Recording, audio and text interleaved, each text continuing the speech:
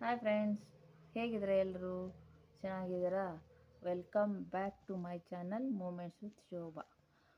Friends, ನಿಮಗೇನಾದರೂ tea ಕುಡಿಯೋ ಅಭ್ಯಾಸ ಇದೆಯಾ? ಹಾಗಿದ್ದರೆ ಈ ವಿಡಿಯೋನ ಸ್ಕಿಪ್ ಮಾಡದೆ ನೋಡಿ.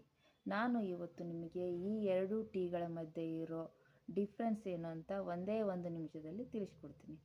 ಓಕೆನಾ ಫ್ರೆಂಡ್ಸ್? ಮೊದಲನೆಯದಾಗಿ ಹೇಳಬೇಕಂದ್ರೆ ಬ್ಲ್ಯಾಕ್ ಟೀನಲ್ಲಿ ಕೆಫಿನ್ ಅಂಶ ಹೇರಳವಾಗಿ ಇರುತ್ತದೆ. ಇದು ನಿಮ್ಮನ್ನು ದಿನಪೂರ್ತಿಯಾಗಿ ಆ್ಯಕ್ಟಿವ್ ಆಗಿಡಲು ಹೆಲ್ಪ್ ಮಾಡುತ್ತೆ.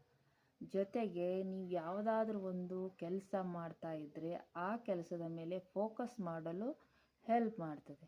ಜೊತೆಗೆ ಫ್ರೆಂಡ್ಸ್, ಕೊನೆಯದಾಗಿ ತುಂಬಾ ಇಂಪಾರ್ಟೆಂಟಾಗಿ ಇದು ನಿಮ್ಮ ಹಾರ್ಟ್ ಹೆಲ್ತನ್ನ ಇಂಪ್ರೂವ್ ಮಾಡುತ್ತೆ. ಇವಾಗ ಗ್ರೀನ್ ಟೀನಲ್ಲಿ ಆ್ಯಂಟಿ ಆಕ್ಸಿಡೆಂಟ್ ಇರೋದರಿಂದ ಇದು ನಿಮ್ಮನ್ನು ಲೈಟ್ ಮತ್ತು ರೀಫ್ರೆಶಿಂಗ್ ಆಗಿ ಇಡುತ್ತೆ. ಮತ್ತು ನಿಮಗೆ ಇದು ಅತಿಯಾಗಿ ಯಾರಿಗಾದರೂ ಫ್ಯಾಟ್ ಇದ್ದರೆ ಫ್ಯಾಟ್ ಬರ್ನ್ ಮಾಡಲು ಹೆಲ್ಪ್ ಮಾಡುತ್ತೆ. ಆಮೇಲೆ ಇವಾಗೆಲ್ಲ ಸ್ಟ್ರೆಸ್ ಯಾರಿಗೆ ನೋಡಿದರೂ ಸ್ಟ್ರೆಸ್ಸು, ಹಾಗಾಗಿ ಇದು ಸ್ಟ್ರೆಸ್ ಕೂಡ ರಿಡ್ಯೂಸ್ ಮಾಡುತ್ತೆ ಫ್ರೆಂಡ್ಸ್. ಮತ್ತು ಕೊನೆಯದಾಗಿ ಏನಪ್ಪ ಅಂದರೆ ಇದು ನಿಮಗೆ ನಿಮ್ಮ ಸ್ಕಿನ್ಗೆ ನ್ಯಾಚುರಲ್ ಆಗಿ ಗ್ಲೋ ಕೊಡುತ್ತೆ. ಚೆನ್ನಾಗಿದೆ ಅಲ್ಲ ಫ್ರೆಂಡ್ಸ್?